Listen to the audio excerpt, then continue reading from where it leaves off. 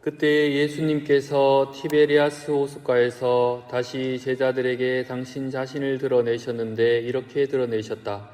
시몬 베드로와 쌍둥이라고 불리는 토마스, 갈릴레아 카나 출신 나타나엘과 제베데오의 아들들, 그리고 그분의 다른 두 제자가 함께 있었다. 시몬 베드로가 그들에게 나는 고기 잡으러 가네 하고 말하자 그들이 우리도 함께 가겠소 하였다. 그들이 밖으로 나아가 배를 탔지만 그날 밤에는 아무것도 잡지 못하였다. 어느덧 아침이 될 무렵 예수님께서 물가에 서 계셨다. 그러나 제자들은 그분이 예수님인 줄 알지 못하였다. 예수님께서 그들에게 얘들아 무얼 좀 잡았느냐 하시자 그들이 대답하였다. 못 잡았습니다. 예수님께서 그들에게 이르셨다. 그물을 배 오른쪽에 던져라. 그러면 고기가 잡힐 것이다. 그래서 제자들이 그물을 던졌더니 고기가 너무 많이 걸려 그물을 끌어올릴 수가 없었다.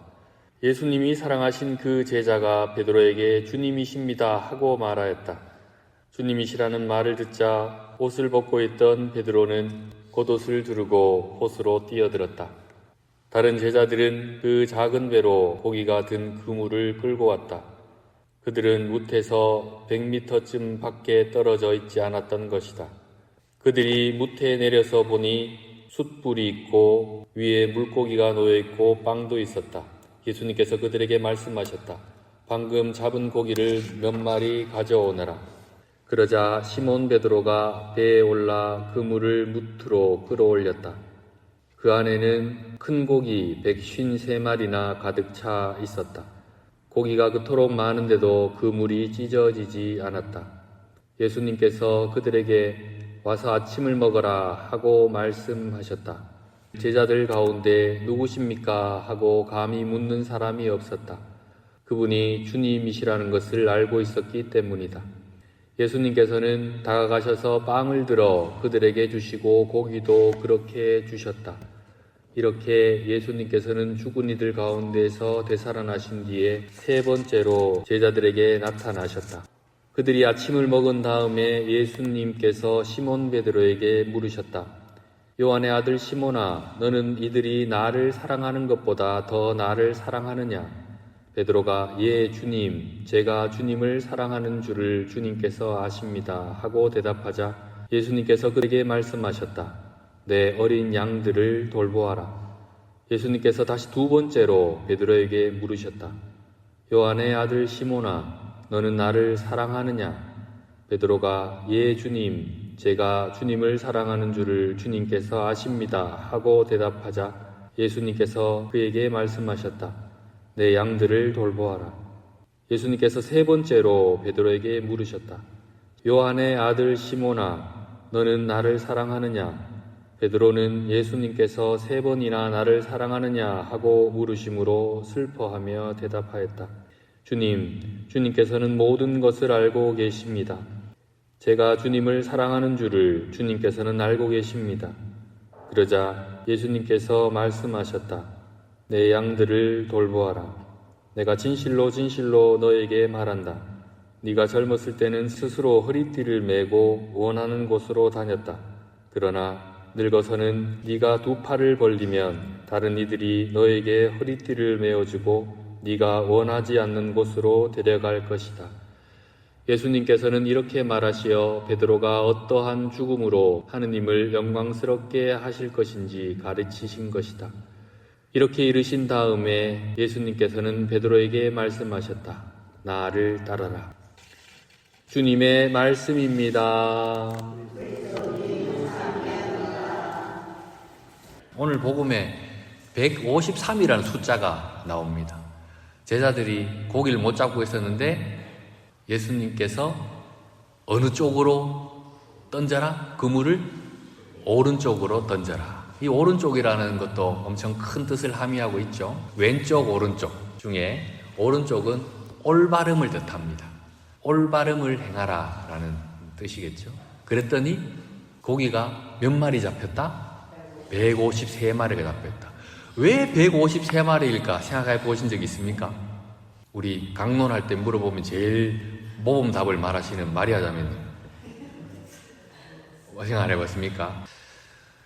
성경 지식을 잠깐 말씀드리면 두 가지 설이 있습니다. 첫 번째는 구약의 10계명 그리고 신약의 성령 7은사 7가지 은사를 합하면 17이 됩니다. 그러면 1 더하기 2 더하기 3 더하기 해서 쭉 가서 1에서부터 17까지 더하면 153이 나옵니다. 이 말은 무슨 말이냐 하면 구약을 대표하는 율법 10계명 그리고 신약에 하느님께서 우리에게 내려주신 약속인 성령의 7가지 은사 이 두 개가 합해진 겁니다. 그 말은 구약과 신약 모두를 앞에서 모든 민족이 하느님 은총 안에 살게 될 것이다. 이거를 이제 뜻하는 것이죠. 이것이 성 아우구스티노의 해석입니다. 두 번째로 이건 전통적인 해석 방법인데 호수에서 고기를 잡고 있었다 하는데 그 호수 이름이 티베리아스 호수입니다. 이 호수에서 잡히는 물고기 종류가 몇 종류냐? 153종류랍니다. 4세기경에 쓰여진 문헌에 확실히 나온답니다. 모든 물고기가 그 그물 안에 잡혔는데도 그물이 찢어지지 않았다라는 말은 제자들이 앞으로 가서 모든 민족들에게 복음을 전해도 차고 넘치지 않을 것이다 라는 걸 뜻하는 것입니다. 하느님의 섭리와 하느님의 힘을 이 153이라는 숫자를 통해서 이 요한 복음 사가는 우리에게 전해주고 있는 것이죠. 이건 TMI고 오늘 복음의 주제는 이겁니다. 우리 자매님들에게 한번 여쭤보죠. A라는 남편이 좋은 남편인지 B라는 남편이 좋은 남편인지 한번 자매님 한번 생각해 보십시오. A라는 남편 매일 아침에 일어나자마자 사랑한다, 우리 와이프 예쁘다, 그 다음날 일어나서 사랑한다, 예쁘다 라고 얘기합니다. 좋은 남편입니까? 근데 이 남편은 평생 한 번도 나의 생일을 기억해 본 적이 없습니다. 그리고 평생 한 번도 결혼기념일을 챙겨본 적도 없습니다. 그리고 매일 친구들과 논다고 술을 먹고 밤늦게 들어옵니다. 처음에는 기다리다 지쳐서 이제는 나 먼저 잡니다. 니는 알아서 살아라. 근데 그 다음 일어나서 사랑한다, 예쁘다 말합니다. B 남편 평생 사랑한다, 예쁘다 소리를 들어본 적이 없습니다. 근데 생일은 기똥차게 압니다. 그리고 생일날 아침 되면 머리맡에다가 예쁜 꽃과 함께 선물을 두고 갑니다. 그리고 어떤 날이 되면 여행 티켓을 끊어서 여행 가자고. 가서도 별 말도 없습니다. 근데 옆에서 알뜰히 생기고 살뜰히 챙기고 그렇게 합니다. A 남편과 살고 싶습니까? B 남편과 살고 싶습니까? B 남편하고 살고 싶습니까? 저는 결혼을 안 해봤지만 제가 여자라면 B 남편하고 살고 싶겠습니다. A 남편하고 B 남편하고 합해놓은 남편이 제일 좋은 남편이죠. 그죠?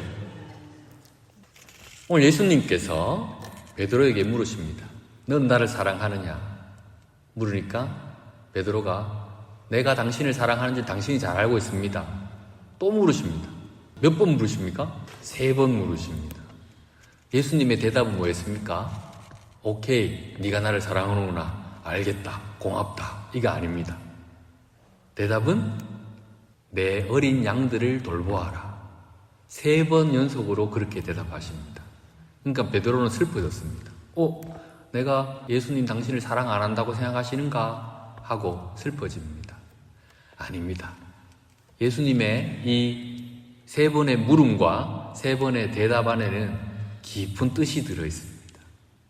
뭐냐 하면 첫 번째, 베드로에 대한 위로입니다.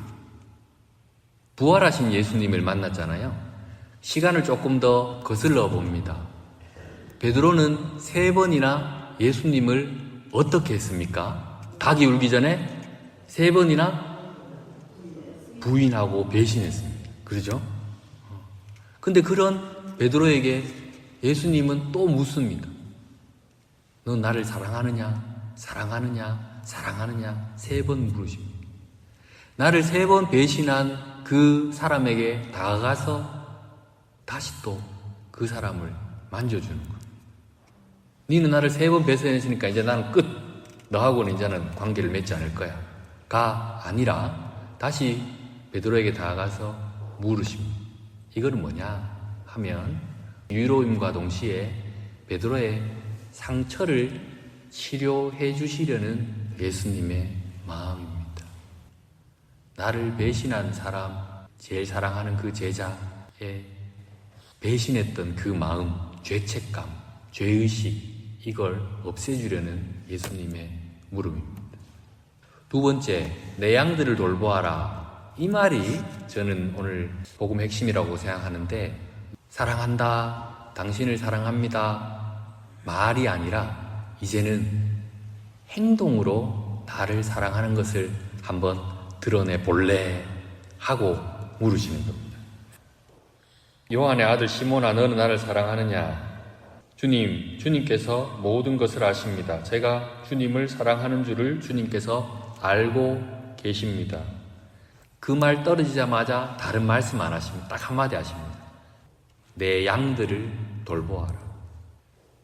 하느님을 사랑한다는 것, 예수님을 사랑한다는 것, 그건 우리가 어떻게 드러낼 수 있습니까? 사랑한다, 사랑합니다, 당신은 저희 구원자입니다, 구세주입니다, 저는 당신을 사랑합니다 하면 진짜로 사랑하는 걸까요? A 남편, 진짜로 부인을 사랑하는 겁니까? 하루에 묵주기도를 20단씩, 30단씩 하고 활동 보고를 할 때 저는 이번 주에 묵주기도 100단 바쳤습니다 하면서 으쓱하고 150단 바쳤습니다 으쓱하고, 하지만 레지오 회합이 끝나자마자 나오자마자 그 앞에 있는 레지오 단원에게 막 면박을 주고 싸우고 다투고, 그 기도가 과연 어떤 의미가 있겠는가?